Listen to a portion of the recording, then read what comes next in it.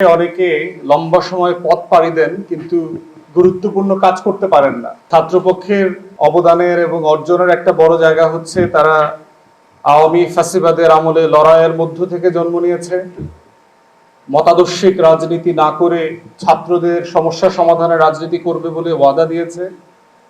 আর গুরুত্বপূর্ণ জায়গা হচ্ছে, সবচেয়ে গুরুত্বপূর্ণ হচ্ছে তারা 24-এর গণ অভ্যুত্থানে তাদের ঐতিহাসিক সামর্থ্যের মধ্যে তারা যে রোল প্লে করেছে এবং ছাত্রপক্ষের নেতৃত্বে যারা আছেন তারা কিন্তু শুধুমাত্র নতুন করে গজে ওঠা ছাত্রনেতা হিসেবে আবির্ভূত হন নাই।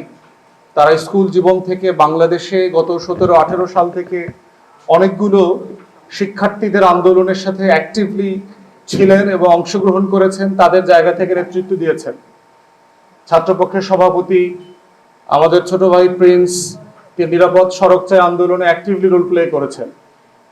আমাদের সহযোদ্ধা রাফে ফাত্তা থেকে শুরু করে দেশের এই প্রাণকেন্দ্রে এবং বাহিরে যারা বিভিন্ন জায়গায় নেতৃত্ব দিচ্ছেন, আমাদের বরিশাল থেকে আমাদের ছোট সহযোদ্ধা আসছেন আয়ুব নবী, রাজশাহী বিশ্ববিদ্যালয়ের মোস্তফা থেকে শুরু করে বিভিন্ন জেলায় দেখেছি ছাত্রপক্ষের সাথে যারা কাজ করছেন তারা যার যার জায়গা থেকে ঐতিহাসিক ফ্যাসিবাদ বিরোধী আন্দোলন, গণ অভ্যুত্থান, নিরাপদ সড়ক চাই আন্দোলন, ভ্যাট বিরোধী আন্দোলন, প্রত্যেকটা লড়াই সংগ্রামে যার যার জায়গা থেকে অ্যাক্টিভলি রোল প্লে করেছেন।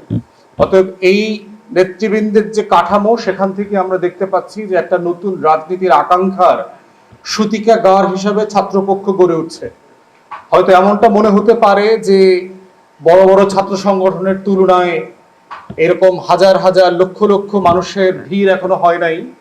মাথায় রাখতে হবে যে পৃথিবীতে অনেক বড় বড় রোল প্লে করেছেন এক একজন ব্যক্তি, একটা ছোট টিম, একটা ছোট সংগঠন, যারা মোটা দাগে বড় আকারে হাজির ছিলেন না কিন্তু ইতিহাসের গুরুত্বপূর্ণ বাঁক বদলে দিয়েছিলেন।